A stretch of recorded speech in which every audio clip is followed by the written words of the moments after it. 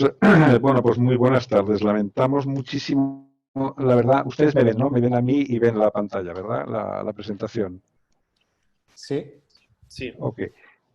Bien, si hay algún problema con la audición, por favor me lo dicen, ¿eh? Y bueno, pues buenas tardes desde Suiza. Ahora deben ser más o menos, no sé, las 12:30, ¿no? Me imagino, en Sudamérica. O sea, saludos a las personas, amigos en Lima, en Santiago, en Buenos Aires, en donde estén conectados en Sudamérica. Bueno, vamos a ver, según el programa, lo que vamos a hablar un poco es de cómo hemos visto nosotros acá el problema de la inflamación. Esto todas las personas que están conectadas lo entienden perfectamente porque llevamos muchos años en esto y entonces sabemos que, por lo menos yo desde que era quirúrgicamente un niño, siempre he vivido con este problema que al principio no entendía y hoy, aunque no lo parezca, tampoco, ¿no? Entonces, bueno, el conflicto de interés para hoy es como pueden ver acá, y este es el programa de este webinar que ha tenido la amabilidad de organizar Cytosorbents. El principio de la hemoabsorción y su uso actual, por lo menos de la manera que lo hemos visto acá en Zúrich, en donde se empezó a utilizar hace aproximadamente 5 años, se basa en lo siguiente. Bueno, esto, como estarán ustedes, sobre todo en la parte de abajo de Sudamérica en invierno, esto es como se ve desde el hospital, la ciudad y al lado de la universidad. Ahora mismo, pues lógicamente no tenemos nieve, pero sí se hacen una idea para el verano austral de cómo pueden verlo acá en diciembre. Entonces, en la agenda de hoy vamos a revisar de la mejor manera posible estos aspectos, ¿no? La historia del problema, la evidencia en el tiempo, los aspectos técnicos y luego el conocimiento actual. Yo lo que quiero decir es que, a pesar de los pesares y con los años, creo que seguimos sabiendo poco, ¿no?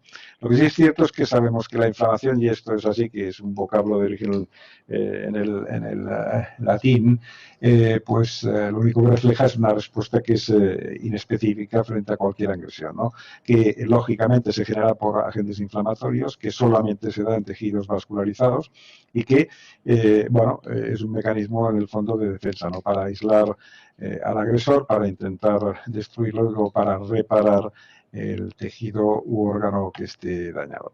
Entonces, la pregunta que yo siempre hago, o me hago, y nos hacemos, es qué es lo que hacemos en cada día cuando hacemos cirugía cardiovascular, especialmente cirugía cardíaca con circulación extracorpórea, que es crear inflamación por definición. Todos los que lleven años en este negocio saben perfectamente que los hechos son los siguientes. Lo principal es la liberación de serotonina y, por tanto, junto con el óxido nítrico, pues conlleva una vasodilatación arteriocapilar, lo cual da hiperemia, lo cual llega a producir edema.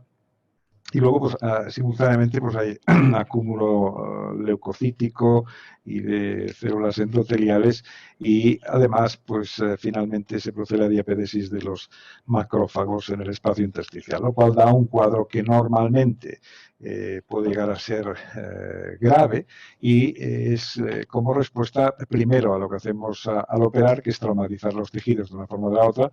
En nuestro caso, manipular los vasos sanguíneos, lo cual, pues, guste o no guste, lo que hace es romper la línea editorial y, además, en el caso nuestro de la cirugía cardíaca con circulación extracorpórea, que es una situación, yo creo, casi única, no la única, pero casi única en la medicina y en la cirugía, la sangre queda expuesta a esas superficies artificiales que, por muy evaluadas que hayan sido, como por ejemplo el Tygon de la clase 6, que es la que utilizamos normalmente, o cualquier superficie siliconada, pues lo que hace es iniciar este torrente inflamatorio. Además, pues hay muchas otras causas que podríamos eventualmente discutir. Lo que sí está claro es que lo que vemos clínicamente es el síndrome de respuesta inflamatoria sistémica, y esto hoy en día, además, como veremos luego a continuación desde el punto de vista epidemiológico y práctico, pues además conlleva en muchos casos, como hemos dicho en los más graves, una hiperinflamación. Si echamos un vistazo a este editorial, que yo le recomiendo a la gente, de Stephen Westerby, probablemente conozcan a Stephen Westerby, un buen amigo, un tremendo cirujano en Oxford, el fundador del Oxford Cancer, que se retiró hace un par de años ya por edad del Servicio Público de Salud en Inglaterra. En el año 83 publicó este editorial, y de hecho, si ustedes ven aquí en el lado izquierdo de la diapositiva, son frases de hace 60 años, ¿no? Una de las dificultades más serias que se encuentra en la perfusión total del organismo es el tremendo, el profundo efecto sobre los pulmones que pueden ocurrir en algunos pacientes. Y creo que a nosotros, probablemente a todos los que estén conectados, a mí por lo menos me ha pasado, lo que sí ha ocurrido, como ven aquí en la siguiente frase, es un problema realizar cirugía cardíaca abierta correctiva, tener al paciente en una condición excelente a lo largo del procedimiento y por un par de días después, hasta que al final sucumbe de lo que se llamaba en aquella época una insuficiencia pulmonar, mientras el corazón persiste reparado y fuerte hasta el final. Esto es lo que en su momento, cuando éramos chicos, hablamos del año 83, pues era el pulmón de perfusión, y que, si recuerdan, podría recordar ahora mismo por lo menos 2 pacientes de estas características de hace bastantes años, caracterizados por aumento del trabajo respiratorio, hipoxemia, diferencia alveolo-arterial, y luego pues con aumento de fluido en el árbol traqueobronquial, que lo que hace es confirmar algún tipo de edema. Y por tanto esto es una cosa muy, muy vieja, y que hace ya 40 años trabajamos con ella, ¿no? El famoso pulmón postperfusión.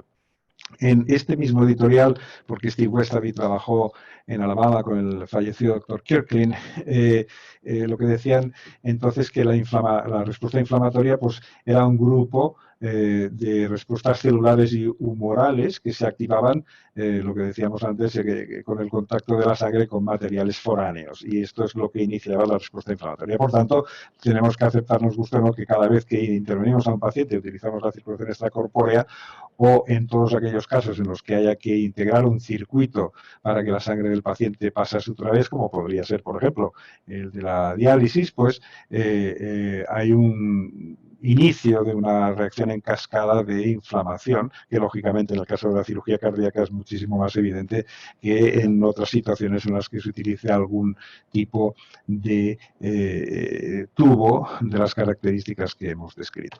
Y si al final fuésemos a las conclusiones de este editorial, pues curiosamente, recuerden, estamos hablando de hace casi 40 años, del año 83, y Steve Westerby decía, es demasiado pronto para decir que el síndrome postperfusión es la consecuencia directa de una respuesta inflamatoria sistémica causada por la exposición de la sangre a superficies no fisiológicas. Si bien, como está claramente escrito en estas conclusiones, es una hipótesis muy atractiva. Y entonces empezaron a estudiar todos los mediadores inflamatorios. O sea, que esto es lo que yo recuerdo de cuando empecé en esto, era en el año 83, mucho más joven, como probablemente todos ustedes, con independencia de la edad que tengan. Y por tanto, en aquel momento, en el inicio de nuestras carreras, era algo que llamaba la atención, porque lo que confirmaba es que no teníamos ni idea de lo que hablábamos. Pero sí que es cierto que cuando uno echa un vistazo a lo que es la cirugía mayor con apertura de cavidades, pues cuando en este caso tenemos mediadores como las interleuquinas, específicamente la interleuquina 6, cuando se detectan niveles de más de 200 picogramos por mililitro, ya estaríamos hablando de una síndrome de respuesta inflamatoria sistémica, y cuando esto sube por encima de niveles séricos de más de 300, pues por ejemplo el riesgo ya de que el paciente desarrolle neumonía, fallo multiorgánico y eventualmente muerte, específicamente se vio en pacientes traumáticos, pues sigue siendo una realidad. Por tanto, ya empezábamos a conocer que hay unos mediadores como las interleuquinas, y que cuando intentamos hacer algo para controlar la inflamación, el objetivo principal, lógicamente, es eliminar todos estos mediadores de la sangre del paciente. Al principio eran citoquinas y quimioquinas, que es lo que ha persistido en la literatura, pero curiosamente yo aprendí mucho y les recomiendo que lo lean. Este fue un artículo en la Sociedad de Nefrología de Estados Unidos de hace 5 años. Yo lo leí hace un par o tres de años y la verdad es que aprendí mucho porque confirmó muchas de las cosas que yo tenía idea pero no tenía claras desde el punto de vista terminológico, y que por tanto ahora lo que sí que tenemos muy claro, y por tanto hablamos cada día como si fuese el pan nuestro de cada día, pues de las interleuquinas con una definición ya más ajustada para que todos nos entendamos, y por eso entendemos cuando hablamos de la interleuquina 6, de la interleuquina 10 o de cualquier otro tipo de proteína de este tipo. Entonces, sí que está claro que hoy en día tenemos una gran colección de proteínas de este tipo y que los nombres más conocidos y que utilizamos en la práctica diaria o casi diaria de algunas de las citoquinas claves pues son las que vemos aquí, como el tumor necrosis factor, los factores de estimulación de colonias como el de los granulocitos, los factores de crecimiento como el tumor growth factor beta, y todas estas cosas que hemos aprendido a utilizar con los años. O sea que este ha sido pues un pequeño apunte sobre cómo empezamos a pensar en estas cosas. A lo largo del tiempo que ha pasado, pues imagino que todos ustedes, pues en un momento u otro de sus carreras o en sus instituciones, tuvieron tendencias a utilizar algunas cosas, y que vamos a ver todo lo que hemos hecho hasta llegar al año 2020 y entender un poco cuál era el problema, qué es lo que intentamos hacer, cuáles fueron las soluciones para a todos los tipos posibles de origen de la respuesta inflamatoria. Al principio, como decía, este es un trabajo de revisión de hace ya más de 10 años, de Thomas Modine, en Lille, en el norte de Francia, que él ha trabajado mucho en este sentido. Todos utilizamos filtros de leucocitos en la circulación extracorpórea. Al principio, lógicamente, buscábamos poblaciones que teóricamente debían tener más riesgo, como por ejemplo los pacientes con disfunción ventricular en la revascularización miocárdica quirúrgica, y esto fue uno de los artículos que revisó Thomas Modine y su grupo, pero lo que sí es cierto, y esto lo recordarán cuando utilizábamos filtros de leucocitos, pues aquí veíamos la evolución de los neutrófilos y también de las plaquetas durante la circulación extracorpórea, desde el minuto 0,15 en las primeras muestras hasta una hora después, y por tanto se veía que había, cuando se utilizaba un filtro doble o un filtro único, o cuando se utilizaba de forma estratégica en un momento determinado de circulación extracorpórea, es decir, que de una forma o de la otra había un mantenimiento de la población leucocitaria, a no ser que se utilizara solamente en un momento estratégico, que eso estaba por definir en cada grupo, y de las plaquetas exactamente igual. Luego, ya hace más de 20 años, este autor, Wan Song, que ahora yo lo conocí cuando era un hombre muy joven, y de hecho participé en su tesis doctoral en Bélgica, ahora es profesor de cirugía en la Universidad de Hong Kong. Entonces, con el grupo de Jean-Louis Vincent, que es un intensiviólogo muy conocido en Europa, trabajando en Bruselas, empezaron a utilizar otras estrategias, que la primera fue, y la seguimos utilizando hoy en día en el trasplante cardíaco y cardiopulmonar, que es la administración de esteroides, con la pregunta de si el momento en el que las utilizábamos era adecuado. De hecho, pues al principio, estamos hablando de hace ya casi 25 años, la administración rutinada de esteroides antes de la circulación extracorpórea, que se había utilizado ya con anterioridad, no había probado un real beneficio. Sin embargo, había ya alguna evidencia de que la administración de esteroides podía prevenir sobre todo la liberación de algunos de estos marcadores, como la interleuquina 8 y el tumor necrosis factor, o incluso incrementar en algún momento la producción de interleuquina 10. Por tanto, este fue el inicio de una serie de experimentos que, como vamos a ver ahora, sí que comprobaron que la administración o el trabajo farmacológico en la inflamación durante la intervención podría ser favorable. Esta fue la evolución de los niveles de interleuquina 8 en el paciente con trasplante cardíaco y en el paciente con trasplante cardiopulmonar, y cuando se administraba en este caso esteroides, y estamos viendo los diferentes intervalos de la intervención, pues al final lo que teníamos eran una producción diversa, en este caso de interleuquina 8, que en el caso del trasplante cardiopulmonar tenía un pico a las 2 horas, pero que se controlaba en el trasplante cardíaco. Y de esto, estos colegas concluyeron que la administración de esteroides precoz al principio de la intervención podría reducir la respuesta inflamatoria en pacientes que recibían trasplantes, tal y como se reflejaba en una producción menor de tumor necrosis factor alfa e interleuquina 8, si bien había más liberación de interleucina 10.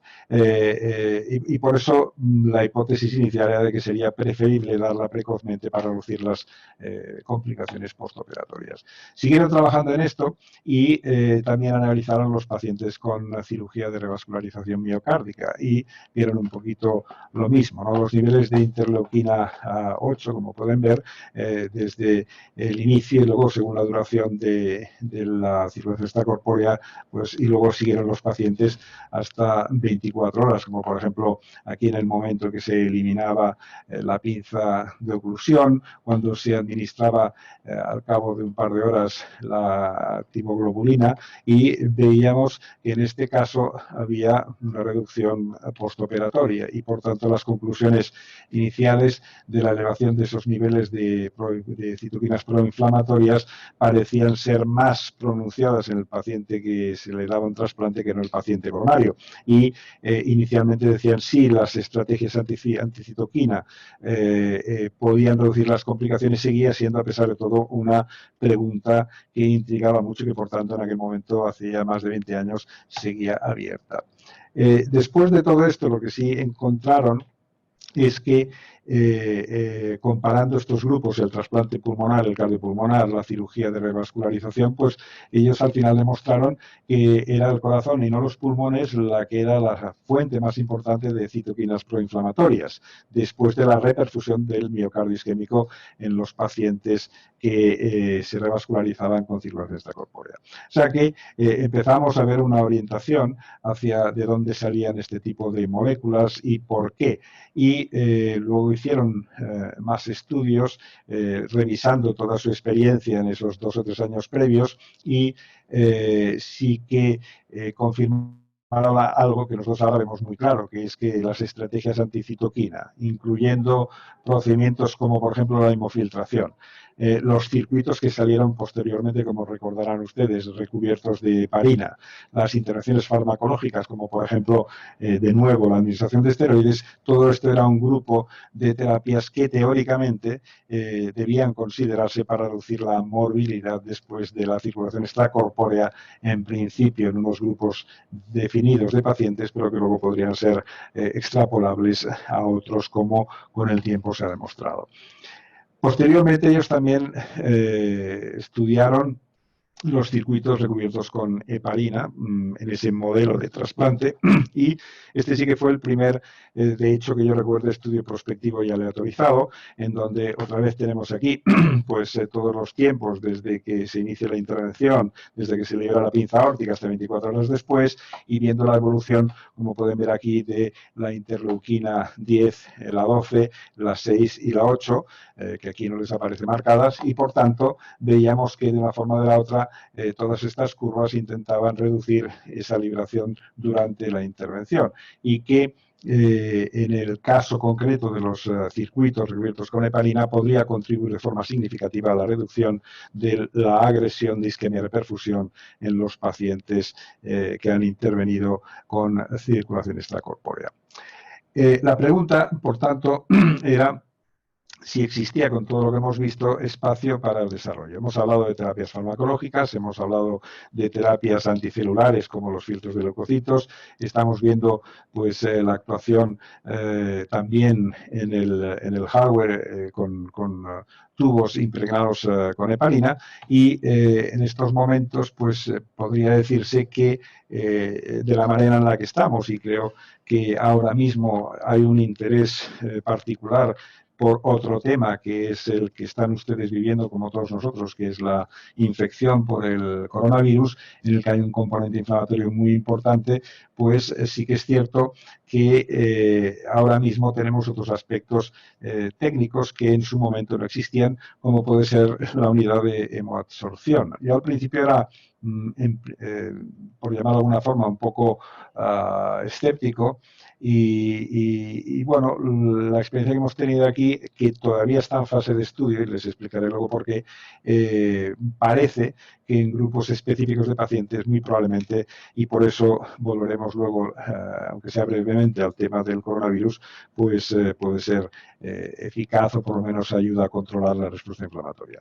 En el caso de la hemoabsorción hay un par de aspectos técnicos que yo creo que son importantes. Quizá la más importante es la eliminación de sustancias hidrofóbicas debido a los aspectos físico-químicos del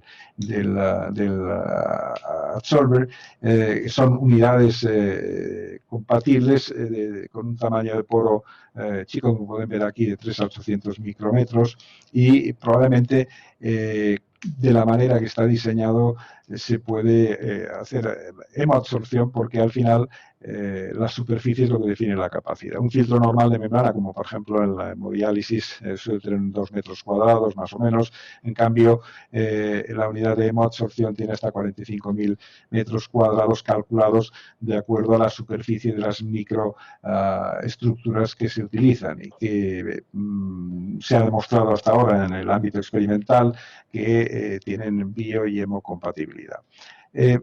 Importante es, aunque todavía tenemos un conocimiento yo creo que limitado, si volvemos a la editorial de Steve Westerby del año 83, el problema era pues no solo la liberación de sustancias como las que estamos hablando ahora, sino también que en este caso no se activa el sistema del complemento, que era lo que estudió Westerby en Alabama hace casi 40 años. Tampoco hay pérdida de albúmina. Hay una escasa pérdida de plaquetas, por lo cual uno podría decir de que teóricamente no debería afectar al perfil de coagulación postoperatorio, y que ahora mismo, que este es el otro aspecto que comentaremos, la eliminación de sustancias, como hemos dicho, dependiente de la concentración, puede ser uno de los aspectos importantes en el futuro, no solamente el control de las citoquinas. La hemoabsorción, de la manera que la estamos viendo ahora, no solo por los trabajos experimentales, no elimina ni inmunoglobulinas ni factores de coagulación. El fibrinógeno es una molécula grande, 340 kilodaltons, y tampoco elimina los inhibidores de la coagulación. Con lo cual, nosotros aquí no hemos visto en un grupo muy amplio de pacientes problemas hemorrágicos específicamente por la utilización intraoperatoria de la hemoabsorción en la cirugía cardíaca. Ustedes saben que, digamos, en los últimos 2, 3, 4 años, donde ha tenido más importancia ha sido en el cuidado intensivo en pacientes de muchos tipos, por ejemplo, desde el shock séptico hasta pacientes con neumonía, pero en la utilización intraoperatoria, que es lo que se está haciendo aquí en la Universidad de Zúrich desde hace unos 5 años aproximadamente, no parece que nos dé estos problemas postoperatorios importantes con respecto a la coagulación. Los datos técnicos, yo no soy ni mucho menos el especialista, pero se pueden consultar. Se puede utilizar con volúmenes muy pequeños de 150. Los flujos a través de la hemoabsorción tienen que ser pues, como mínimo de 150 a 200 hasta un máximo de 700.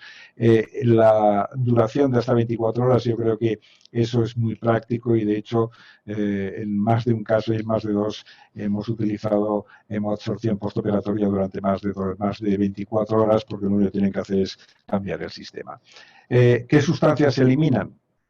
nuevamente de todo lo que se ha trabajado en laboratorio, y creo que alguno de ustedes creo que ya tiene experiencia en la eliminación de mediadores inflamatorios como las citoquinas. Uno de mis colegas en Buenos Aires me lo comentó precisamente ayer porque sabía de este webinar, y eso creo que empieza a estar ya casi demostrado en todos los grupos que están utilizando. Ya digo que hasta ahora el máximo volumen de información venía de las unidades de cuidados intensivos, pero como veremos en algún otro caso y en algún otro tema, pues probablemente durante la intervención también puede ayudar a la reducción de mediadores inflamatorios, ¿no?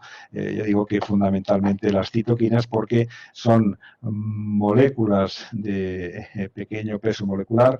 Ya han visto que el fibrinógeno es una molécula grande y estas son moléculas pequeñas de 80 a 40 kilodaltons, por tanto pueden ser eliminadas mucho más fácilmente cuando se utiliza el filtro de absorción.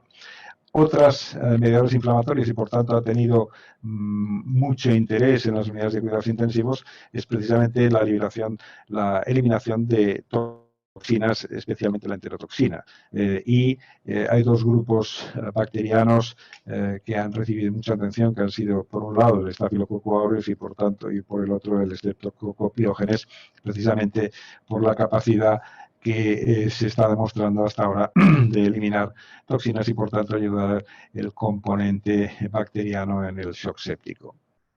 Otras sustancias, los metabolitos que detectamos, ¿no? La bilirrubina, en los casos de hemólisis, la mioglobina en insuficiencia renal, como la hemoglobina libre, incluyo también el amonio en los casos de disfunción hepática, que también han sido comunicados.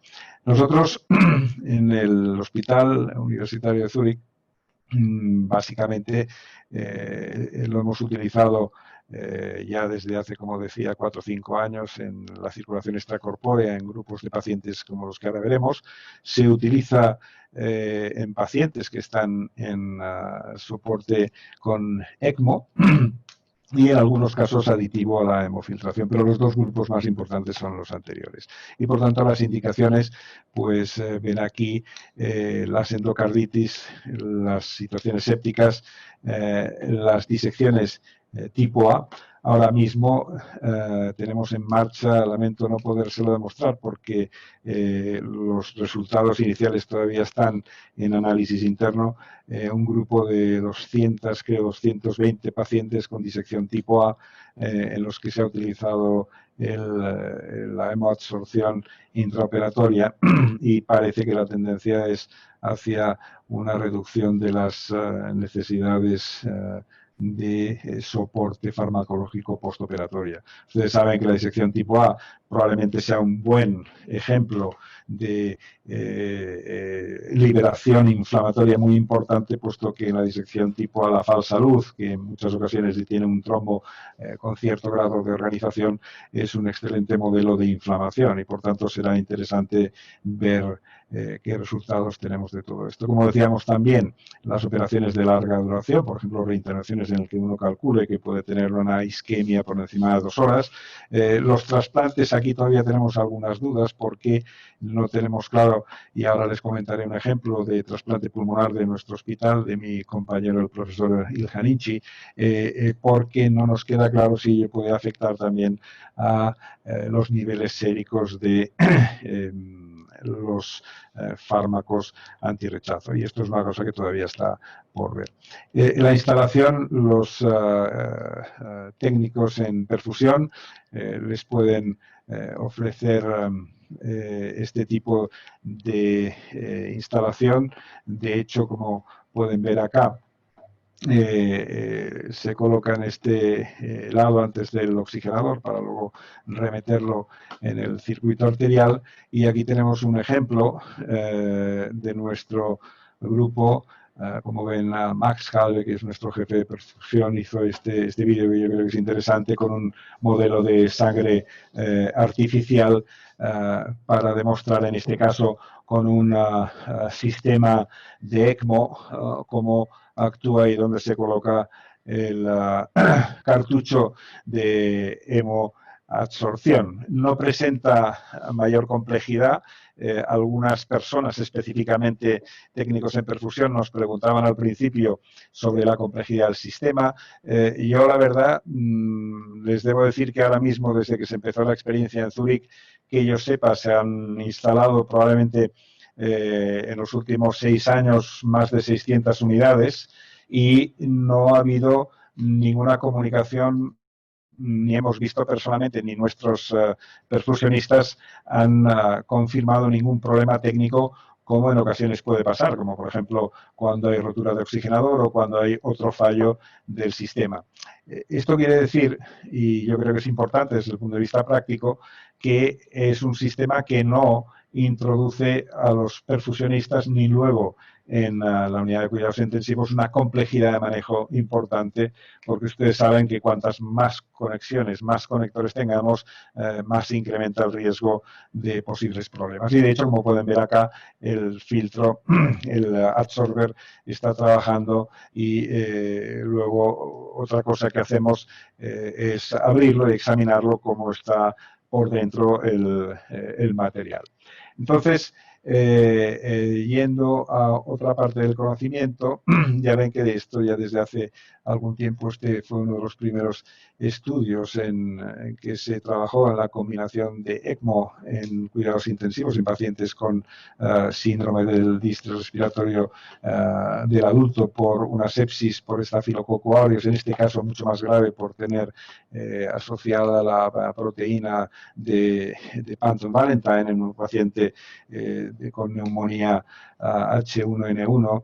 Este es del grupo de Andrés Simón en Londres, en el Harefield, y lo que sí está claro es que ellos comprobaron, como podemos ver aquí, en muy poco tiempo después de iniciarse la ECMO y luego colocar la hemoabsorción, pues en el plazo de menos de 24 horas hubo una remisión muy importante de las necesidades, como pueden ver aquí, de vasopresores, especialmente adrenalina, noradrenalina y vasopresina.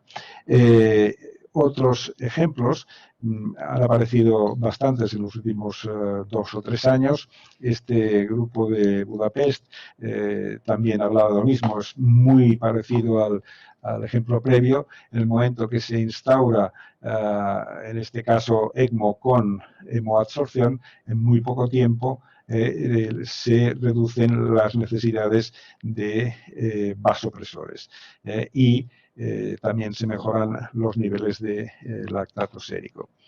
El grupo de las endocarditis, ahora mismo empezamos nuestra experiencia aproximadamente el año pasado.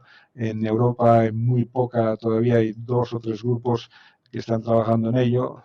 Comunicados hasta ahora tenemos este grupo alemán, con un grupo inicial pequeño de 20 pacientes, pero se observaron exactamente lo mismo que en los 2 casos previos, una estabilización de la hemodinámica, la detección de parámetros inflamatorios se controló y en el postoperatorio también fue continuado. Estos fueron pacientes en los que se utilizó la hemoabsorción intraoperatoria. Y también en el grupo de la Universidad de Ulm, también en Alemania, este grupo tenía un volumen de pacientes un poco más elevado, de casi 40. O sea, fíjense que estamos todavía hablando de volúmenes pequeños, pero en este caso hicieron una comparación con pacientes históricos para todo tipo de endocarditis en posición aórtica mitral o tricúspide, con lo cual uno puede admitir ciertos defectos metodológicos, eso está claro. Y luego, ahora, el año pasado, mi colega y buen amigo Daniel Wendt en la Universidad de Essen presentaron este estudio específicamente de endocarditis aislada mitral con 58 pacientes, de los cuales 30 se utilizó la hemoabsorción intraoperatoria y en el grupo de 28 pacientes no se utilizó. En este estudio, el primer punto primario era la muerte postoperatoria por sepsis, de acuerdo a las definiciones aceptadas, y los puntos finales secundarios eran la mortalidad global y la necesidad de vasopresores postoperatorios, así como la estadía en la unidad de intensivos. Y vemos exactamente lo mismo. En primer lugar, como pueden ver acá, en los controles hubo una liberación muy importante en el primer día en cuanto a la necesidad de vasopresores, pero que fue mucho menor y que en el grupo de la hemoabsorción prácticamente en 48 horas habían desaparecido estas necesidades en pacientes vasoplégicos por sepsis, mientras que, como pueden ver en los controles, esta respuesta era muy diferente. Y en este caso, pues como pueden ver aquí, en el primer día postoperatorio ya había una diferencia en el aumento de las resistencias sistémicas en el grupo con hemoabsorción que no en los que eran controles que todavía seguían vasoplégicos y, por tanto, presumíamos que podían tener pues más necesidades postoperatorias de vasopresores. Lo mismo pasó con los leucocitos. También la evolución del lactato fue mucho más favorable y rápida que no en el caso de los controles y, por tanto, sus conclusiones iniciales, esto lo presentaron el año pasado en el Congreso Nacional Alemán, que es para Alemania, Suiza y Austria, la reducción de requerimientos de vasopresores, menos frecuencias de alteraciones del equilibrio ácido-base, menos requerimientos para el buffer con trisidroximetilaminometano y luego menor transfusión de hematíes y plasma, lo cual teóricamente debería mejorar el perfil postoperatorio del paciente. El otro aspecto importante que se está estudiando en estos momentos es la eliminación de drogas. Hemos dicho que se eliminan teóricamente, no solamente en el plano experimental, sino también en algunas de las experiencias clínicas de las que estamos ahora aprendiendo, cierto tipo de sustancias. Este artículo del año pasado creo que fue interesante porque por primera vez hablaba de los pacientes que seguramente todos ustedes han tenido y tienen, que son los pacientes que necesitan intervenciones cardíacas de urgencia con alto riesgo de hemorragia. Y este es el paciente típico que viene con un síndrome coronario agudo, se le trata con 2 o 3 antitrombóticos y se le lleva a la sala de hemodinámica para hacer una coronariografía diagnóstica, eventualmente terapéutica, pero hay algunos pacientes que necesitan cirugía de revascularización miocárdica con más o menos grado de urgencia en función de la indicación. Pero sí que es cierto que cuando ustedes reciben, como nos pasa a todos nosotros, pacientes que tienen ticagrelor, que tienen un tipo, cualquier tipo de estos NOACs, los nuevos anticoagulantes, etcétera, esto representa un problema gravísimo, que es más grave y tenemos algunos datos preliminares en un grupo específico, como son las disecciones de aorta, que no los pacientes que vienen con acenocumarol. Este estudio incluyó 55 pacientes, como pueden ver aquí, pacientes intervenidos en 2 años de cirugía cardíaca urgente y que llevaban la mayoría de ellos ticagrelor y un grupo menor rivaroxaban. En los que tengan experiencia con estas drogas en cirugía, ustedes deberían estar de acuerdo en que eso es un desastre. Peor que operar a los pacientes con acenocumarol o algún antivitamina K. La razón es que para el acenocumarol, cualquier antivitamina K, tenemos posibilidades en el laboratorio de hematología de combatirlo. Sin embargo, no hay hasta ahora desarrollados y en práctica clínica antídotos contra los NOACs. Hay uno solo, creo que es contra la Pixaban, pero tiene un precio, por lo menos en Suiza, de 30.000 francos, con lo cual esto es casi inviable. Y, como pueden ver aquí, 39 de los 55 pacientes recibieron hemoabsorción durante la circulación extracorpórea. Esto es lo que llamaron ellos Site Absorber Group, y en el grupo precisamente de estos pacientes en los que se aplicó durante la intervención la hemoabsorción no hubo que abrirlos en el postoperatorio por hemorragia. Los volúmenes de drenaje en estos grupos fueron muy bajos en las primeras 24 horas, de 350 para el ticagrelor y 390 para el rivaroxaban, lo cual sugería, al no tener que reoperar estos pacientes por hemorragia y que estos volúmenes de drenaje eran tan bajos, que muy probablemente lo que teníamos, disculpen un segundo,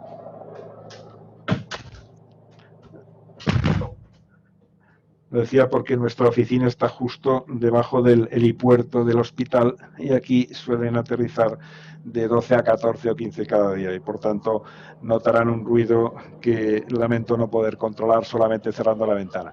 A lo que íbamos es que en este estudio evitaron las retoracotomías por hemorragia y parece que los volúmenes de drenaje fueron bajos.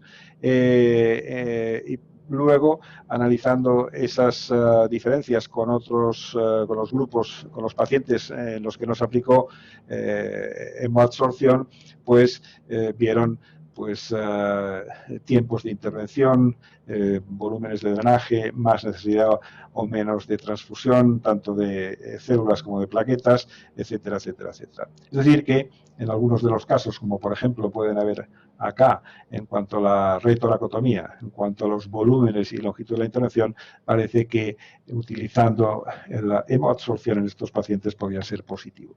Esto también se basaba en estudios de modelo translacional básico y este grupo hizo un estudio muy sencillo en el que eliminaban ticagrelor de la sangre humana y encontraron precisamente esto, como pueden ver acá, a las 4, 7 y 10 horas en modelos experimentales con diversos volúmenes de columna de CytoSorb a velocidades diferentes, como por ejemplo 3 mililitros por minuto o a 17 por minuto, pues al final, en cualquier caso, la tasa de eliminación de ticagrelor de la sangre humana de un banco de sangre en un experimento de recirculación en 2 modelos, pues era efectivo y podía llevar menos de 12 horas eliminar, como pueden ver acá, hasta más del 90%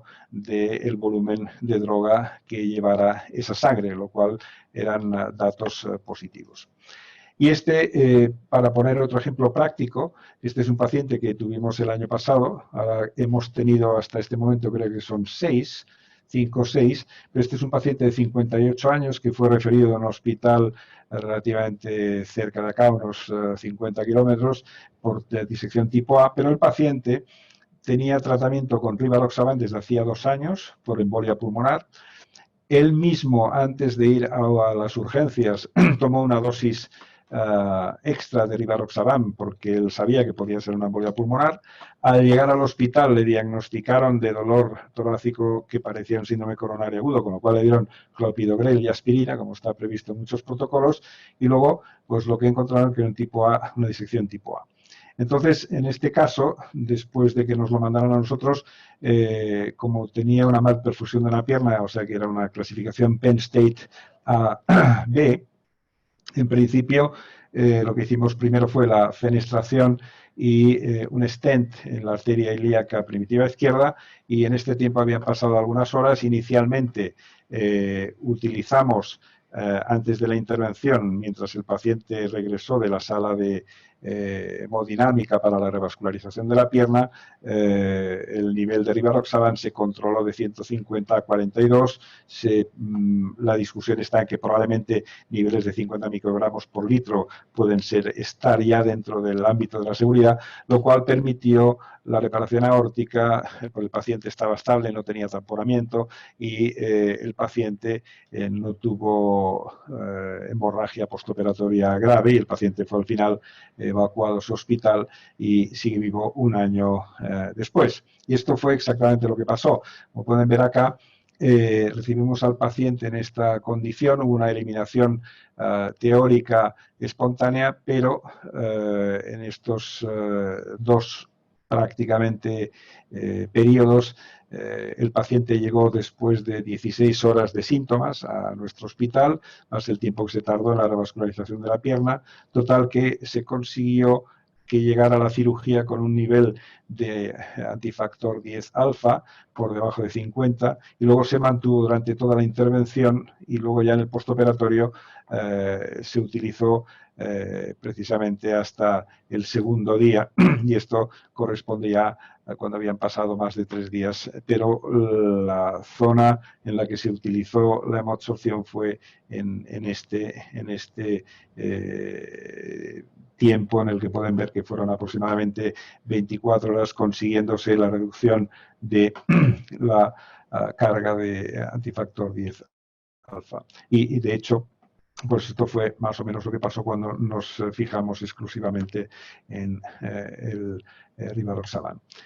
Por último, la hiperinflamación. Tuvimos una reunión hace cosa de un mes y medio con otros colegas.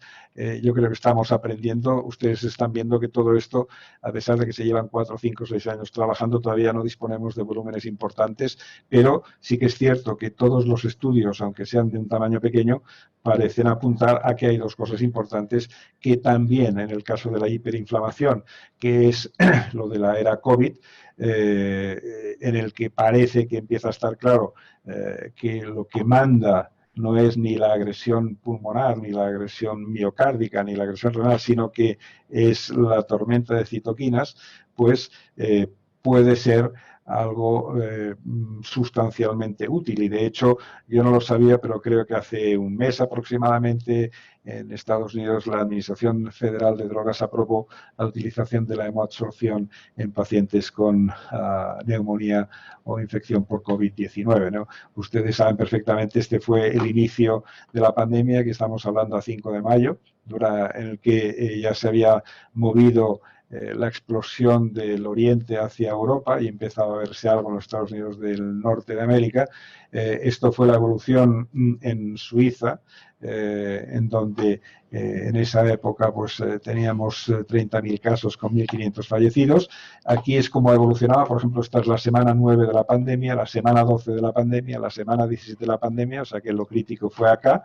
Y ahora volvemos a ver un poco de repunte, semana 22 y semana 30. Estos son datos exactamente de esta mañana para que veamos la evolución. De hecho, algunos de estos pacientes, nosotros hemos tenido en nuestro hospital 9 pacientes con ECMO por neumonía o insuficiencia respiratoria por COVID-19, de los cuales 7 han sobrevivido y se utilizaron la eliminación de citoquinas, si no recuerdo mal, creo que fue en 5 o 6 ahora. O sea que muy probablemente con la escasa experiencia que hay reportada hasta la fecha, podría ser también una terapéutica adicional. Esto también es de esta mañana, que pueden ver, 31 de julio. Ha cambiado el perfil, ustedes están ahora recibiendo este impacto, más en la costa oeste, aparte de Brasil, y por tanto podría ser también algo a considerar en pacientes con este tipo de problema infeccioso, que se manifiesta pues, en muchas ocasiones por una neumonía muy agresiva y letal. El disparador, como parece ser, es una infección vírica clara. Esta hiperinflamación se ha dado aproximadamente en hasta un 5% de los casos de sepsis. También esto es lo que estamos aprendiendo, que sobre todo hay una hiperferritininemia, eso es muy curioso, todavía no queda claro el porqué, pero sí que parece que es uno de los temas a estudiar en estos momentos, y sobre todo el perfil de citoquinas. Esto es lo que, recogiendo información de varios sitios, como de nuevo podemos decir, con volúmenes todavía reducidos, es lo que estamos aprendiendo y que por tanto otra vez pues la era COVID-19, aparte de la intervención farmacológica, pues muy probablemente tengamos también la oportunidad, como creo que alguno de ustedes ya ha utilizado en pacientes con neumonía e insuficiencia respiratoria grave que necesitan soporte con ECMO. Yo no sé si esto pues, ha sido muy pesado para ustedes, probablemente sí, entre otras cosas porque ya es viernes. Lo único que he intentado es dar una visión para que entendamos el por qué hemos llegado a esta situación y un poco darles unas pinceladas de lo que poco que nosotros sabemos también acá en Zúrich, y que de lo que deberíamos tener es la posibilidad de recoger publicaciones de muchos grupos en diversos sitios para poder tener un poco más de conocimiento en el futuro. Yo creo que ahora hay varios estudios que apuntan en esa dirección. Por tanto, para finalizar, está claro que, y los que llevamos años en esto, como pasa con la mayoría de ustedes, pues tenemos herramientas diferentes para viejas necesidades. Es decir, la inflamación es una cosa muy vieja, más vieja que nosotros, y intentamos hacer cosas con el tiempo. Fíjense, ya ha pasado 40 años desde que Steve Westphal empezó a hablar del complemento y este tipo de moléculas. Y que probablemente en los pacientes con elevado nivel de inflamación sistémica, y creo que la experiencia tan reciente de hoy sobre el COVID-19, pues también puede apuntar a que la hemoabsorción podría ser una herramienta de trabajo para mejorar estos pacientes. La experiencia acumulada hasta ahora dice que la hemoabsorción intraoperatoria, y estamos hablando de intraoperatoria en cirugía cardíaca, aparte de que luego en el postoperatorio o en pacientes no quirúrgicos se utilice también en las unidades de cuidados intensivos, puede mejorar la hemodinámica intra y postoperatoria y puede reducir los requerimientos de vasopresores, que son probablemente los dos aspectos, digamos, más atractivos o de los aspectos más atractivos que tenemos en estos momentos, a la espera de acumular más información sobre cómo podemos eliminar las citoquinas y sobre todo cómo podemos monitorizar de hecho los niveles de algún tipo de fármaco, como pasa en el caso del rivaroxaban. Los estudios estos a los que he aludido demuestran cosas importantes, como por ejemplo menos hemorragias, menos toracotomías, pero no ofrecen ninguna información sobre la evolución en sangre de este tipo de drogas. Y esta es, bueno, el grupo de nuestros perfusionistas que trabajan aquí en la universidad y que han sido, pues, los que han llevado sobre todo el peso de las ECMOs, aparte de la instalación intraoperatoria. Bueno, esto es un poco lo que hay. Ya le digo a todos ustedes, en primer lugar, pues muy agradable poder estar con ustedes. En segundo lugar, pues esto es de momento lo que tenemos. Y yo creo que es, desde el punto de vista de investigación básica y clínica, un área que creo que es de interés para los que hacemos cirugía cardíaca, en los casos, lógicamente, que se utiliza la circulación extracorpórea, porque sigue siendo un problema viejo el que nosotros estemos todavía con problemas para luchar contra este tipo de situaciones. Así que si esto es útil para ustedes, yo estaré muy contento y si tienen pues algo que rebatir, que atacar, que destruir o que compartir, pues encantado. Muchísimas gracias, doctor. Si me disculpan, Juan Carlos del Hierro de Perú tenía una pregunta que hacerle, si me lo permite. Sí. Entendí perfectamente los criterios de utilización del CytoSorb en los pacientes que entraban a cirugía prolongada, por ejemplo, pacientes que entran con cuadros de disección aórtica Stanford A, y estos pacientes que con el estado inflamatorio importante con el que ya entran a una cirugía cardíaca compleja, van a tener aún más factores inflamatorios, por lo tanto se van a beneficiar del CytoSorb. Mi pregunta es la siguiente: ¿hasta cuándo, Doc? Si tiene, además de medir los volúmenes de catecolaminas o los requerimientos de catecolaminas postoperatorios, ¿hasta cuándo utilizar CytoSorb? ¿Cuándo es que usted dice, bueno, continuemos con el tratamiento CytoSorb postoperatorio hasta aquí? Esta es una pregunta importante, respuestas definitivas yo creo que todavía no hay. Aquí creo que el caso en el que se ha utilizado más tiempo el postoperatorio creo que ha sido 48 horas. Porque los cartuchos se pueden y se cambian, lógicamente. Es decir, no utilizamos el mismo cartucho durante la intervención que cuando el paciente necesita en el cuidado postoperatorio, porque, como es lógico, en la intervención, cuando se acaba la intervención, se eliminan todos los tubos, todo el set de circulación extracorpórea, ese cartucho se va a eliminar con todo el resto de tubos que se han utilizado. Y por tanto, sobre todo los pacientes que luego van a llevar ECMO, como han visto en el vídeo corto este que mostré, es muy fácil integrarlo y de hecho es lo que se ha hecho. Si no recuerdo mal, el paciente en el que hemos tenido duración más larga de hemoabsorción, perdón, postoperatoria ha sido creo que 48 horas, quizá un poco más. Muchísimas gracias, Doc. Y abusando un poco del espacio, No. quería hacerle otra consulta. Entiendo que la indicación en cirugía valvular está dada porque esta cirugía libera mucha hemoglobina libre y eso está directamente relacionado con la injuria renal. ¿Recomienda igual en los procedimientos en los que la cirugía dura menos de 2 horas el uso de Cytosorb? Mire, esto yo creo que todavía está por demostrar. Hay una cosa que está clara. Esto lo podemos extrapolar a otros modelos. Por ejemplo, cuando utilizamos cardioplegia. Aparte que cada uno, cada cirujano, cada grupo tenga una preferencia por una cardioplegia determinada. Hoy en día se trabaja con del nido, se trabaja con custodial para trasplantes, se ha trabajado durante 40 años con Brett Schneider, la cardioplegia de Backberg y todos los aditivos que se han utilizado, pues lleva también 40, 50 años ahí fuera. Lo que sí está claro es que la mayoría de centros se suele focalizar la atención en los pacientes de máxima complejidad. Muy probablemente un paciente que requiera una intervención valvular, coronaria, de cualquier otro tipo, con tiempos de isquemia cardíaca por debajo de 45 minutos, por poner un ejemplo, o por entender cosas que todos hacemos, pues muy probablemente no va a, específicamente, si además la función ventricular es buena, pues muy probablemente esa estrategia quizá no en todos los departamentos va a ser la misma y seguramente se cambiará la estrategia cuando tiene que operar, como por ejemplo nos ha pasado esta mañana a nosotros acá, que es una rotura septal postinfarto en un paciente que teníamos con ECMO de soporte durante 4 días y lo hemos intervenido hoy una vez que ha pasado pues precisamente el que le dieran en la sala de hemodinámica un NOAC. O sea, quiero decir que los modelos que he puesto yo acá en la presentación son los básicos en los que estamos trabajando. En primer lugar, la endocarditis.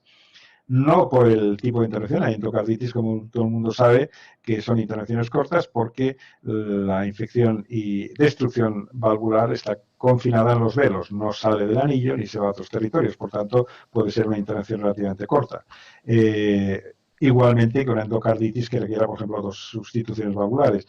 Entonces, el modelo de la disección aórtica, por varias razones. Primero, porque es un modelo que, como he dicho, es un modelo importante de inflamación aguda y que además pues siempre lleva en las mejores manos del mundo, que probablemente no sean las mías, pues incluso mucho tiempo para la reparación, y todos los cirujanos que estén conectados y que tengan y que tienen experiencia, con independencia de si trabajan en Lima o en Buenos Aires, en Santiago o en San Pablo, da exactamente igual, porque son tipos de intervenciones complejas, largas, que llevan muchos problemas, especialmente cuando hay malperfusión preoperatoria. O sea, quiero decirle que muy probablemente tenga relativamente poco sentido utilizar esto en intervenciones de complejidad baja, de duración presumiblemente corta, a pesar de que a todos los cirujanos se nos han complicado intervenciones que teóricamente al principio parecían fáciles y luego no lo fueron.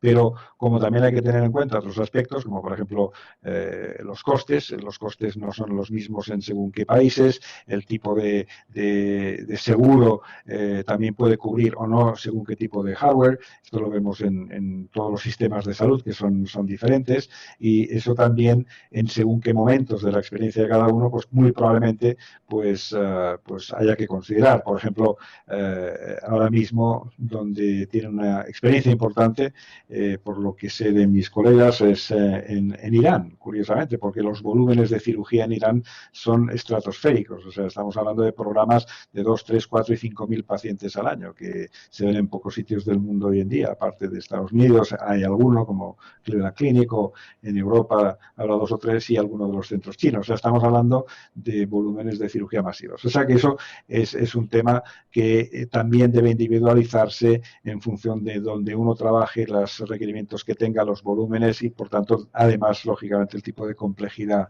de los pacientes. Muchísimas gracias por esa aclaración, doctor, me quedó clarísimo. Carlos. Hola, Alberto. Alberto, ¿cómo estás? Buenas tardes. Muy bien. Me alegro de verte. ¿Cómo estás? Igualmente.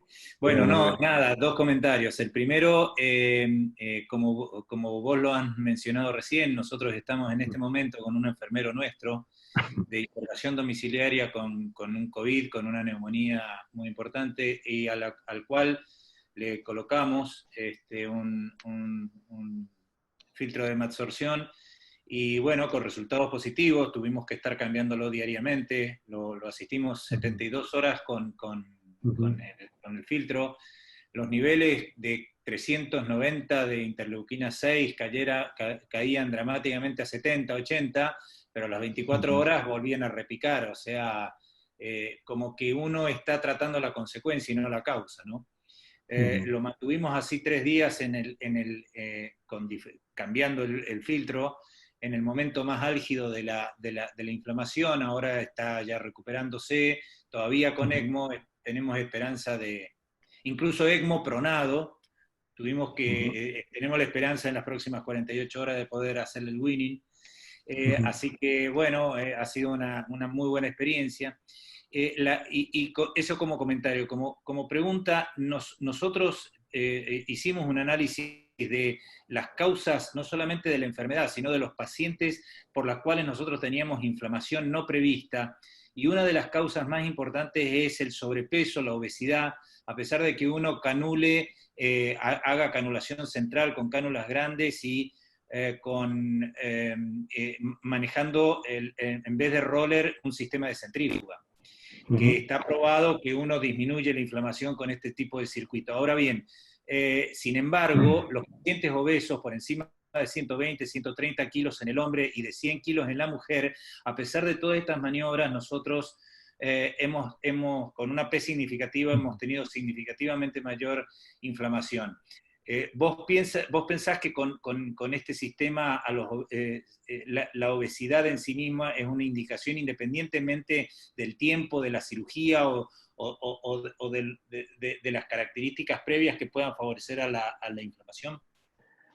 A ver, con números en la mano todavía no podemos decir nada. Y la razón es la siguiente. O sea, ahora mismo hay un estudio en marcha que se autorizó por el Comité de Ética hace relativamente poco tiempo, porque aquí el proceso en Suiza es largo, y por tanto todavía no tenemos, y es un grupo importante, yo creo que será un grupo importante porque son más de 220 pacientes con disección de aorta. Aquí hay que tener en cuenta que, por ejemplo, en nuestro hospital tenemos un volumen de disección de aorta aproximado de 60 a 70 casos por año. Y eso, ahora mismo, el último que hemos operado la semana pasada, creo que es el número 29 o 30 de este año. O sea que hay un volumen que te permite, pues, agarrar cierta experiencia. Lo que sí está claro es que todos estos pacientes de los que hablo, endocarditis de cualquier localización valvular, la disección de aorta, que es un grupo de urgencia frecuente, por lo menos en esta institución, son pacientes no seleccionados. Son pacientes que se operan, hombre, raro es, por lo menos acá, rechazar a un paciente para cirugía de disección de aorta.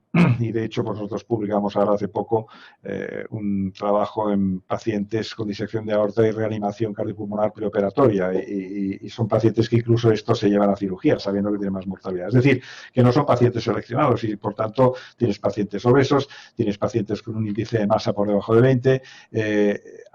Con números en la mano, creo que ahora nadie nos puede decir si eso es mejor o es peor. Muy probablemente, por lo menos mi experiencia, en general, como te pasa a ti y a muchos otros colegas que ya andamos por más de 30, 35 años de experiencia en este trabajo, al final lo único que hace uno es probablemente hacer un agregado de estrategias, y de hecho es lo mismo que estábamos diciendo. Hoy sistemáticamente se utiliza, como es lógico, llevamos 50 años con esto, esteroide en el trasplante cardíaco, en el trasplante cardiopulmonar, que esa fue una de las primeras intervenciones farmacológicas, precisamente en este caso por otro tipo de causas. Los pacientes con endocarditis, sabemos que muchos vienen en sepsis, o sea, vienen con cultivo positivo, hay otros en los que la terapia antibiótica ha sido, pues, buena y se ha podido controlar el componente inflamatorio, componente séptico, pero muchos se operan en shock séptico o shock cardiogénico, aquí y en Antofagasta, quiero decir que en todos lados. Y este tipo de pacientes no son seleccionados y puedes tener pacientes, pues, probablemente el perfil de morbimortalidad suele ser superior en las mujeres con índice de masa elevado, como decís. Entonces yo creo que al final lo que hace uno es un sumatorio de estrategias en función del tipo de paciente. Si hoy en día esperemos aprender algo, por ejemplo, de la COVID-19, es porque muchas de las terapias que se están haciendo son desesperadas porque la gente se muere o se ha muerto. Ahora, por lo menos en Europa, el perfil del paciente o del infectado por COVID está cambiando. De hecho, por ejemplo, en España, en este segundo rebrote que dicen que existe, el 60% tienen menos de 45 años los infectados. Porque, vamos a hablar de lo siempre, los sitios de bebida, los grupos incontrolados, etcétera, etcétera. Pero lo que sí es cierto es que de la COVID se han muerto 600.000 personas, que muy probablemente sean las mismas según los datos de lo que se ha muerto en la gripe estacional en todo el mundo, pero llevamos ya más de medio millón de muertos sobre 17 millones de infectados. Es decir, y todos los pacientes se morían y por tanto uno tenía que encontrar una terapia. Entonces yo creo que hasta ahora no creo que tengamos la información suficiente para decir si eso va a ser significativamente mejor, pero muy probablemente en los pacientes de estas características, si existe una posibilidad más de terapia, pues se va a utilizar. Esta es la realidad. Y por lo menos en el caso nuestro de la cirugía, que la hemoabsorción es intraoperatoria, no como las unidades de intensivos que manejan pacientes no quirúrgicos, se ha hecho en pacientes, como hemos visto en los primeros case reports publicados, eran casos aislados de una sepsis que el paciente se moría y vamos a intentar la hemoabsorción por los datos de laboratorio como se ha hecho toda la vida en la medicina y en la cirugía, ¿no? Sabemos que hay un trabajo laboratorio. Yo, por ejemplo, cuando empecé a utilizar homoinjertos vasculares el año 1992, el primer paciente que operé fue un paciente con una fístula ortoentérica por cándida, en un drogadicto, que luego vivió 4 años más, y no teníamos nada más. O sea que muy probablemente este va a ser otro área de la cirugía y de la medicina en el que vamos a ir aprendiendo pues también, como es lógico, con una base científica y además un poco en el día a día, y que iremos adaptando nuestras propias indicaciones a lo que vayamos aprendiendo nosotros, porque muy probablemente lo que hagan ustedes en el italiano puede no ser necesariamente lo mismo que hacemos nosotros acá, o lo que puedan hacer pues en Lima. O sea, que esto, por eso digo que hay un componente institucional del grupo, del departamento, que puede ser importante también a la hora de aplicar una u otra terapia, por moderna que sea. Muchas gracias. Placer.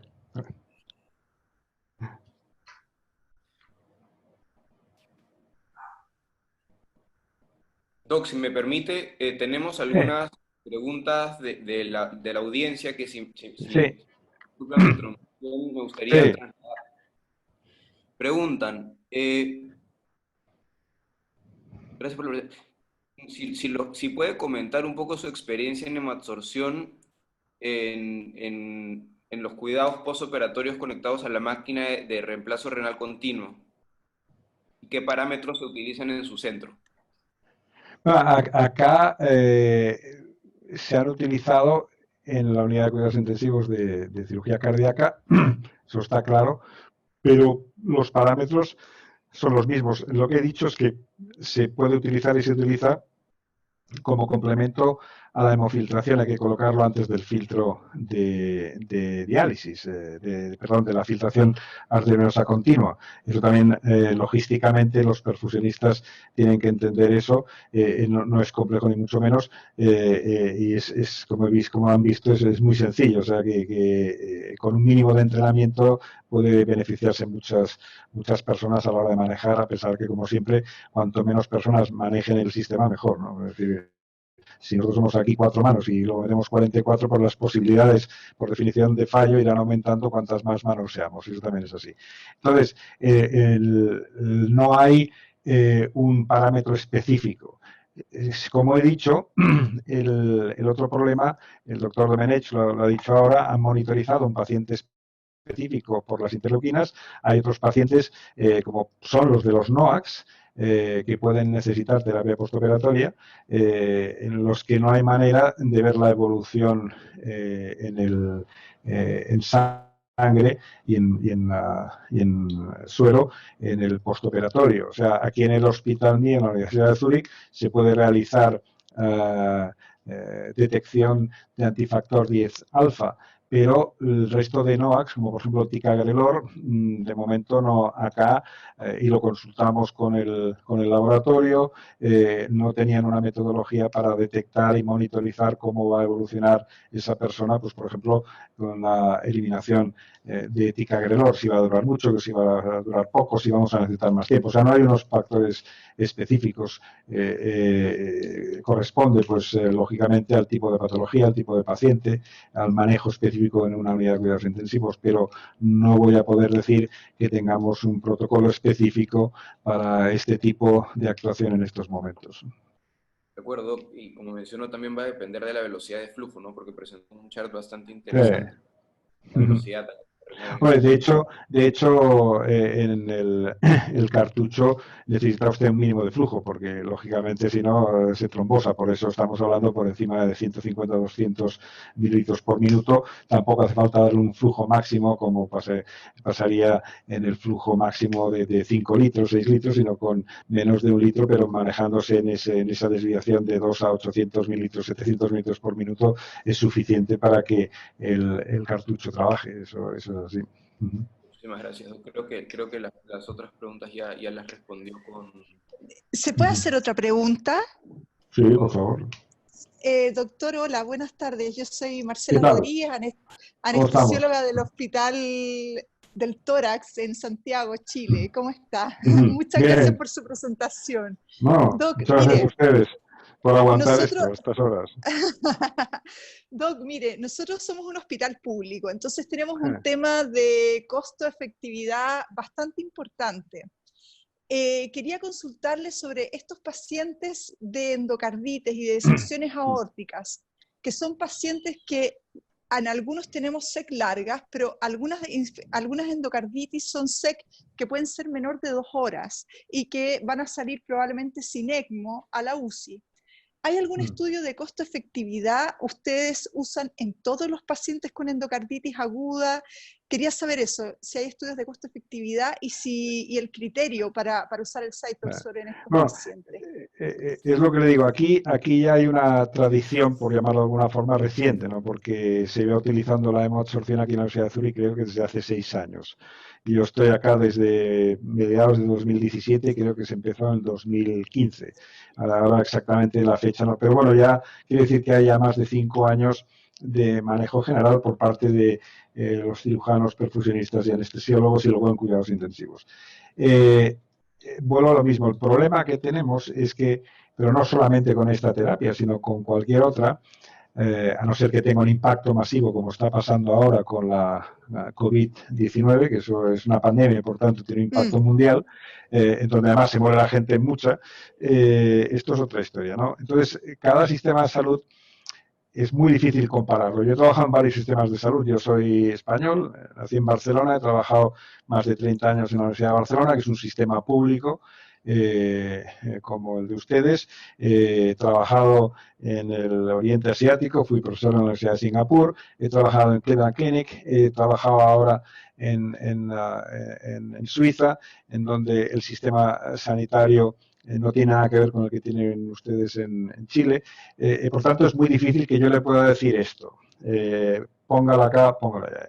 Coste, efectividad, hasta ahora, que yo sepa, no hay ningún estudio, ni siquiera nosotros lo hemos utilizado. Como esta es una terapia que está absolutamente aceptada por el Comité de Farmacia del hospital, si el operador, si el grupo entiende que ese paciente se puede beneficiar, se va a utilizar sin que haya un drama administrativo. Evidentemente, si fuese algo que no está en el almacén del hospital con autorización no solamente de la institución, del Comité de Farmacia, sino también del elemento regulador que en Suiza es Swissmedic, que es el órgano regulador en materia de drogas, de aparatos, etcétera, etcétera, pues sería otra cosa. Entonces, nuestras indicaciones, volvemos a lo mismo. En general también depende del tipo de paciente. Como he dicho, no todos los pacientes con endocarditis son iguales. Un paciente que tenga una endocarditis que ha sido tratada 3 o 4 semanas, que tiene cultivos negativos, que clínicamente está estable, sin disfunción, sin insuficiencia cardíaca, que no tiene fiebre, que su recuento leucocitario es normal, que su proteína C reactiva, etcétera, etcétera, está en límites normales o casi normales, muy probablemente ese paciente no va a necesitar una ayuda extra. También, como es lógico, ese paciente, si necesita una intervención de carácter urgente, es porque está en insuficiencia cardíaca, porque tiene bloqueo AV, porque tiene sepsis incontrolable, y por tanto estamos hablando de otros pacientes diferentes. Probablemente el caso más claro sería el de la disección aorta, porque el paciente de la disección aorta, a no ser que sea solo clase de Penn State A, es decir, sin malperfusión, va a tener también muchas posibilidades de tener problemas intraoperatorios, y sobre todo si la falsa luz está parcialmente trombosada. O sea, quiero decir que eso hay que ajustarlo un poco, no solamente al conocimiento que tenemos, que sigo diciendo que todavía es limitado, eso es la verdad, y cuando uno analiza la literatura uno se da cuenta de que los estudios tienen tamaños de muestra limitados, pequeños. En Alemania estos tienen 39, el otro tiene 20, nosotros aquí en endocarditis creo que habíamos operado con CytoSorb, no recuerdo, pero quizá 15, 18, 20 más o menos.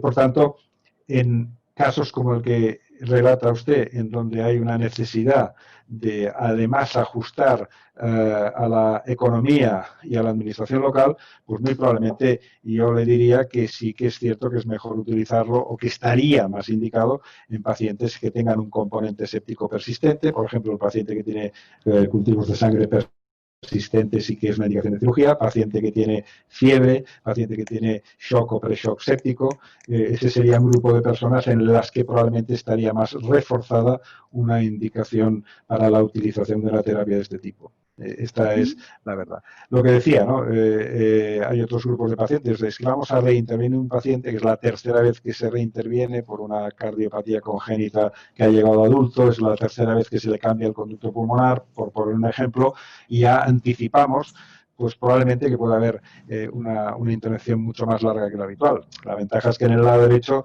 tampoco necesitas necesariamente isquemia cardíaca. O sea, yo creo que es el equipo tratante, con la información que tenemos en estos momentos, el que podría ajustar las indicaciones más en función de las necesidades en este caso, de su institución. Yo lo vería, sí. O sea, tampoco le voy a decir ahora, por ejemplo, llevo haciendo cirugía de la aorta con Frozen Elephant Trunk desde hace 14 años, y no creo yo que la trompa de elefante sea una terapia recomendable en todos los pacientes con disección, por ejemplo, ¿no? Pues esto es un poco lo mismo. Yo creo que muy probablemente al principio todos vamos a ajustar más las indicaciones en función de lo poco que sabemos. Carlos. Sí. Muchas gracias, doctor. Gracias a usted. A propósito de lo que decía nuestra colega en Chile, sí. ¿hay algún plan para randomizar estos dos grandes grupos de pacientes, las disecciones y las endocarditis graves, en un grupo, digamos, un grupo control y un grupo con hemadsorción, para ver, digamos, puntos finales duros de resultados y ahí poder contestar un poco la pregunta anterior? A ver, esto sí. En lo que es difícil, hay un solo trabajo, hasta lo que sé, o hasta el año pasado, los coreanos que hicieron un randomizado de cirugía temprana versus no cirugía.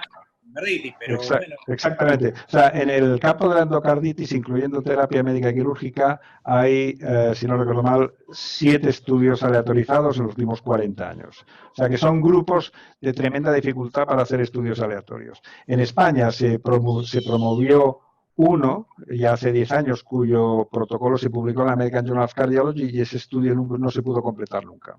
en el estudio multicéntrico, por muchas razones técnicas. En la endocarditis eso es extremadamente difícil, aparte de que el estudio de los coreanos de 2012 del New England Journal of Medicine, en mi opinión, es un mal estudio, metodológicamente hablando, pero bueno, eso lo aceptó el New England, pues mire, es lo que hay, ¿no? Y además el grupo de pacientes era muy pequeño, la selección era tremenda solamente en estreptococos, no hubo estafilococo, no hubo absceso, no hubo nada, o sea, eran unos grupos de pacientes muy seleccionados y luego al final no demostraron nada, porque la mortalidad a 90 días era exactamente la misma si se operaba el día que llegabas o si se operaba la semana siguiente, si aguantaba el paciente con terapia. O sea, que yo creo que va a ser muy difícil. En el caso de la disección de aorta, y además por lo mismo, ¿no? Pues porque los estudios prospectivos y aleatorizados en la cirugía cardíaca son muy complejos, fundamentalmente porque la logística, que eso es un problema, puede ser más o menos controlable, pero el problema presupuestario hoy en día es muchísimo más importante que no otra cosa. Y de hecho los mega estudios que hemos visto, por ejemplo, en la farmacología del infarto de miocardio, es porque en todo el mundo se pueden registrar 25.000 pacientes en 6 meses con una financiación adecuada. Yo participé en el estudio CAPRI el año 92, que fue el que introdujo teóricamente el clopidogrel, y eran 200 millones de dólares de presupuesto que puso Sanofi en su momento en el estudio CAPRI hace 30 años. O sea, 200 millones de dólares de hace 30 años, que ahora serían seguramente 10 o 20.000. Entonces, esto va a ser un problema importante porque ver qué grupos de pacientes muy probablemente no se puedan aleatorizar todos los pacientes que lleguen.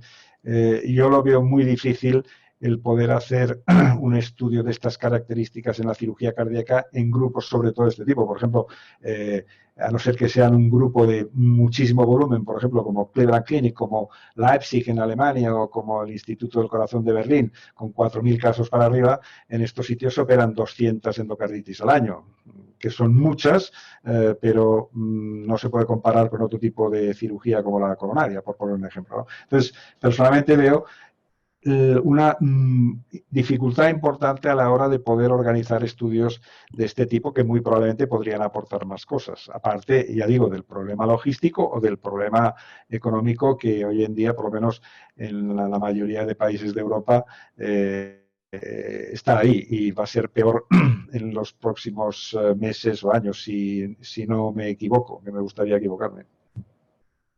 Gracias.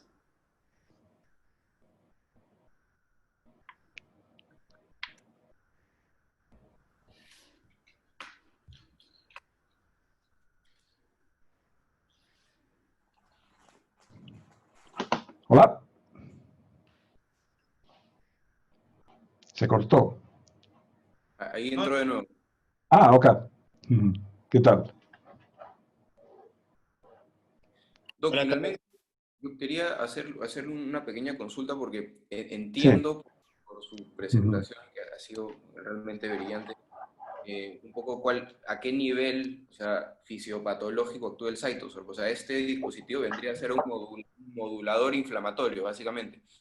Entonces, ahí uno se puede imaginar pues una tormenta de patologías y pacientes de los cuales estos se pueden beneficiar. Por ejemplo, los pacientes con estos cuadros de vasculitis, ¿no? Que básicamente pues la fisiopatología va a ser bastante similar, ¿no es cierto? Entonces quería consultar si usted está vislumbrando a algunos pacientes, además de los que ya mencionó, que se verían beneficiados de este dispositivo.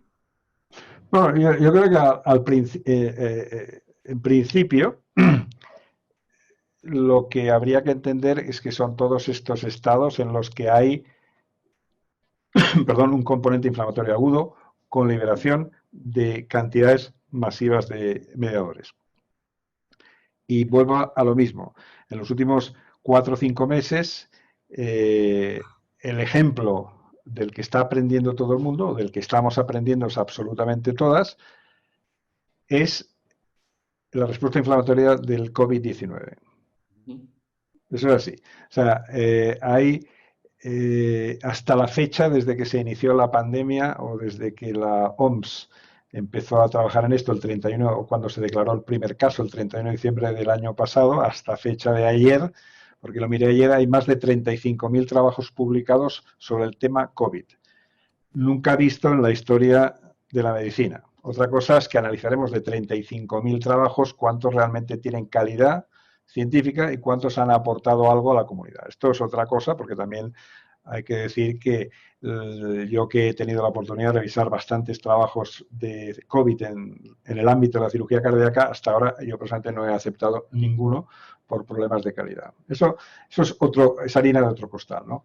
Entonces, como ejemplo claro, yo creo que la pandemia de COVID ha traído, pues precisamente esto, un modelo para trabajo clínico y para trabajo experimental sin precedentes sobre el fenómeno global de la inflamación.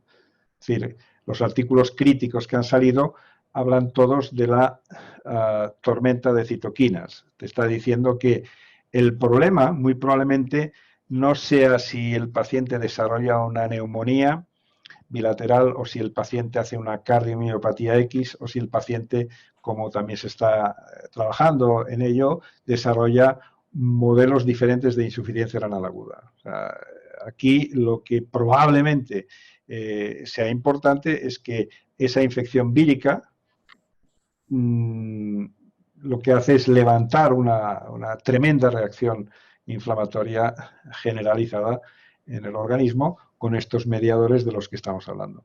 Entonces, yo diría, y ya les he dicho antes, que yo no lo sabía, me lo comentaron hace pocas semanas, que la Administración de Drogas en Estados Unidos ha aprobado la utilización de la hemoadsorción en los pacientes con COVID-19, con neumonía por COVID-19. O sea, quiere decir que muy probablemente ese sea el modelo a estudiar.